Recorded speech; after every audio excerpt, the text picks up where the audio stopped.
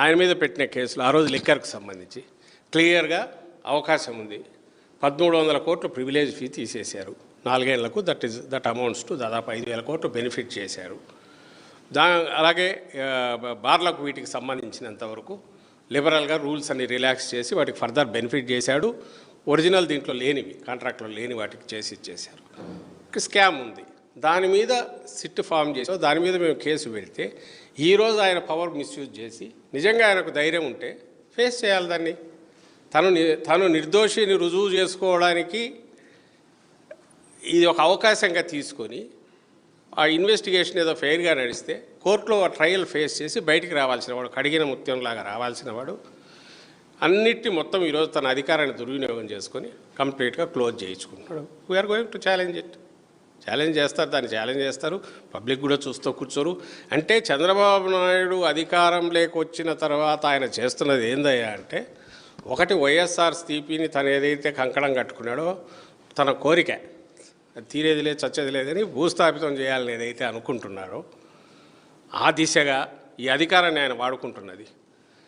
రెండవది, తన మీద ఉన్న కేసులు ఏమున్నాయో వాటిని ఎత్తేయడానికి ఈ అధికారాన్ని దుర్వినియోగం చేసుకోవడానికి దానికి ఎంటైర్ డిపార్ట్మెంట్ను తనకు ఎవరైతే తాబేదారులుగా పనిచేసే అధికారులను పెట్టుకొని మంచి అధికారులను సస్పెండ్ చేసో దూరంగా పంపించో వీఆర్లో పెట్టో డిపార్ట్మెంట్, పోలీస్ డిపార్ట్మెంట్ కానీ మిగిలిన వాటిని కానీ ఎంటైర్ సిస్టమ్స్ కానీ సబ్వర్ట్ చేసి తన పర్పస్ కోసం, తన వ్యక్తిగత స్వార్థం కోసం వాడుకోవడం అనేది ఈ 18 నెలల్లోనే విశ్వరూపం చూస్తున్నాం. తన మొత్తం దీనికి బేసికలీ ఆయన చేస్తున్నది ఏదైనా చూస్తే నాకు ఈరోజు మార్నింగ్ నిన్న చూశాను, కరెక్ట్గా అనిపించింది. ఆయన ఎవరో చాగంటి కోటేశ్వరరావు అనే ఆయన ప్రవచనకర్త ఆయన ఆ పక్కన లోకేష్నే కూర్చోబెట్టుకొని బహుశా మీరందరూ కూడా వినింటారు అనుకుంటా ఏం చెప్పాడనేది.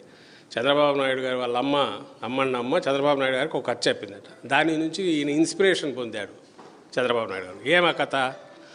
ఒక యజమాని ఇంట్లో ఒక పంది ఒక నక్క ఉంటే, పంది ఏమో బాగా రోజంతా కష్టపడి పనిచేసి సాయంత్రం స్నానం చేసి ఇంటికి వచ్చేది.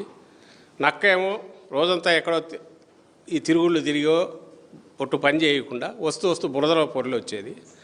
యజమాని కొద్ది రోజుల పాటు నక్క బాగా పనిచేస్తుంది అనుకొని పంది అసలు పని చేయట్లేదు అనుకో పందికి తిండి తక్కువ పెట్టి నక్కకు బాగా పెట్టి మేపాడు. ఈ అబద్ధపు ఇది ఎల్లకాలం సాగదు కాబట్టి బయటపడింది. ఓహో ఇది మోసం చేస్తుంది అని చెప్పి నక్కను తరిమేసి పందికి తను అల్లుణ్ణి చేసుకొని ఇంట్లో బిడ్డనిచ్చి ఇల్లరికి ఉంచుకున్నాడు.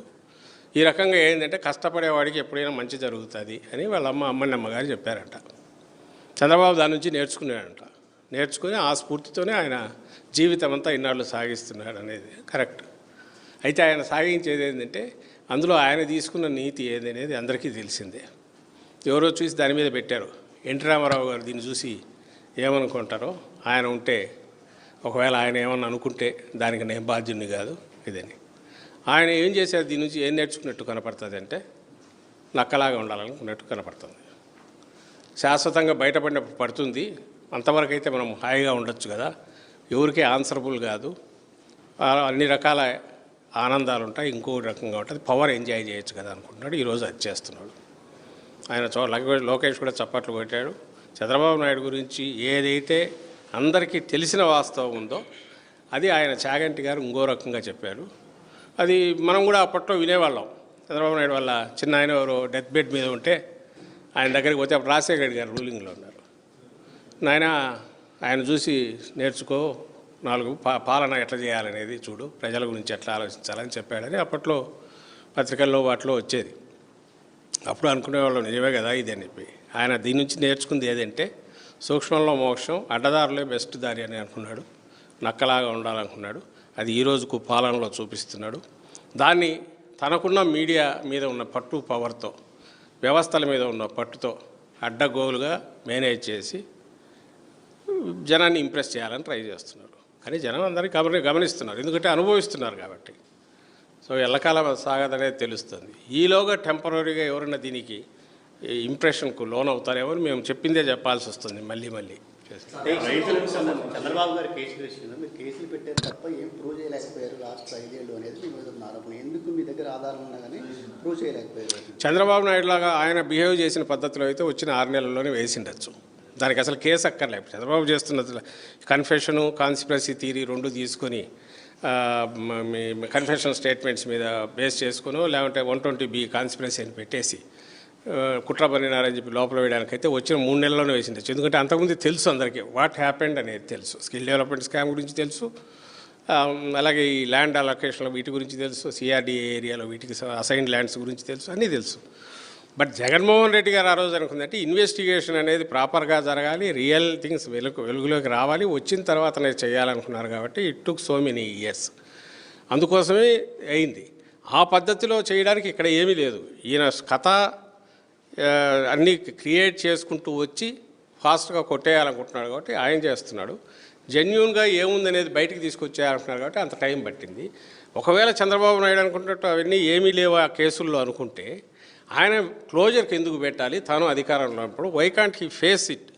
ట్రయల్లో నిలబడి ఎందుకు వాటి నుంచి బయటికి రాలేడని మా ప్రశ్న. దాని నుంచి తప్పించుకోవాలని తనంతట తాను ఇందులో ఏమీ లేదని వాళ్ళను కోయర్షన్తో ప్రలోభ పెట్టో ప్రెజరైజ్ చేసో సేమ్ ఆఫీసర్లతో ఆ రోజు ఎవరు కంప్లైంట్లు ఇచ్చారో వాళ్ళతో ఏమీ లేదని వాళ్ళతో కూడా ఒప్పందాలు చేయించుకొని వాళ్ళతో రాయించుకొని పోలీసులతో కేసు క్లోజ్ చేయించుకునే అంత దౌర్భాగ్యానికి ఎందుకు పాల్పడుతున్నాడు అంటే ఉంది కాబట్టి భయపడుతున్నాడు. సో మళ్ళీ రీఓపెన్ అవుతాయి అవి, మళ్ళీ రీఓపెన్ అయితే ఇన్వెస్టిగేషన్ ప్రాపర్గా జరుగుతుంది. తన ఆఖరికి తప్పించుకోవడం అయితే తన వల్ల కాదు. అది ఆ కథలో చెప్పినట్టే ఆ నక్కలాగా కొద్ది రోజులు ఎంజాయ్ చేస్తే చేస్తారు. దాన్ని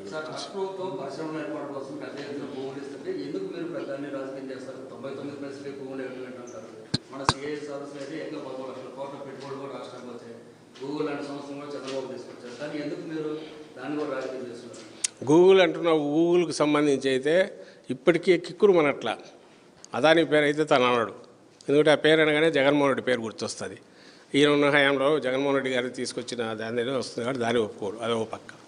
సెకండ్ది వచ్చి ఆయన చెప్తున్న మాటల ప్రకారం ఆయన కానీ ఆయన పక్కన ఉండేవాళ్ళు కానీ లేదా మినిస్టర్లు కానీ వీళ్ళు అరేంజ్ చేసుకుంటున్న కృత్రిమంగా అరేంజ్ చేసుకుని ఒక వేదికలు పెట్టుకొని అక్కడ మాట్లాడుతున్న దానిని బట్టి చూస్తే నాకు అనిపించేది మీరు లెక్కలేసినా ఇప్పటికీ 1 కోట్ల పెట్టుబడి వచ్చింది అలా.